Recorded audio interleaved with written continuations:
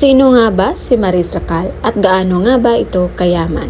Ayon pa sa ating source, hindi lang siya actress. Isa din siyang dancer, singer, songwriter, vlogger, at endorser. Hindi lang yun guys, isa din siyang entrepreneur, may sariling negosyo.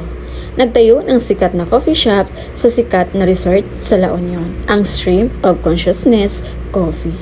Marami ding nagawang pelikula si Maris Racal. 2015, Halik sa Hangin. 2015, Just the Way You Are. 2019, Black Z. 2020, Here Comes the Groom. 2020, Isa Pang Bahagari. 2020, Marupok AF. 2024, ang entry nila sa Metro Manila Film Festival, ang The Big Winner Is. Nakasampung beses din siyang gumanap sa Maalala Mo Kaya at nakailang beses din gumanap sa Ipaglaban Mo. At may mga napakarami pa siyang endorsement. At ang mga ito ang mas lalong nagpapayaman kay Maris Racal.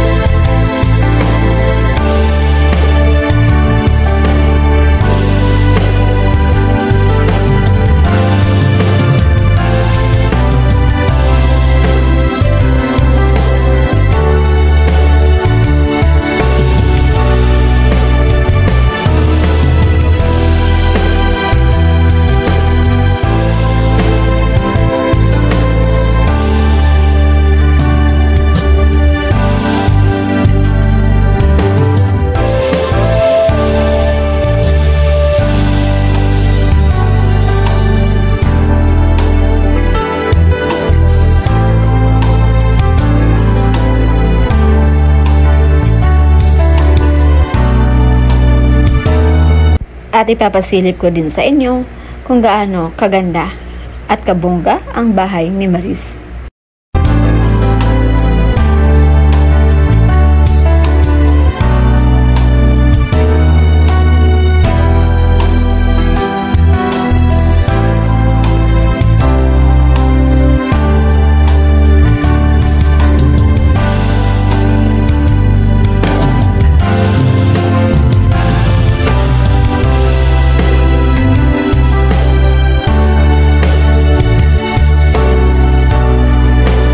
Kaya ayon pa sa ating source, naka 3.5 million US dollars or 173 to 289 million pesos ang net income ni Maris Racal.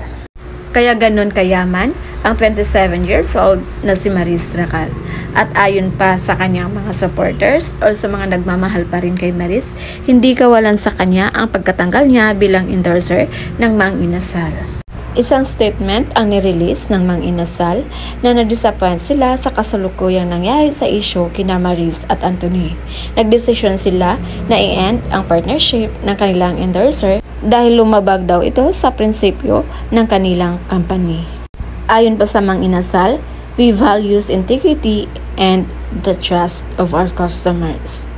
Ayon pa sa report, ni-require daw ng Mang Inasal kina Maris at Anthony na isauli na lang nila yung binayad ng company sa mga naiwang buwan sa kanilang kontrata. At dahil dito, samut-saring komento ng mga netizens at may nag-boycott pa sa Mang Inasal. May mga iilan na nagsabi sa mga netizens na mabago ba ang lasa ng kanilang chicken sa issue ni Maris at Anthony. At hindi naman daw siguro mawawala ang only rice ng Mang Inasal nang dahil sa issue. Marami din ang natawa sa sinabi nila na high quality food and exceptional service.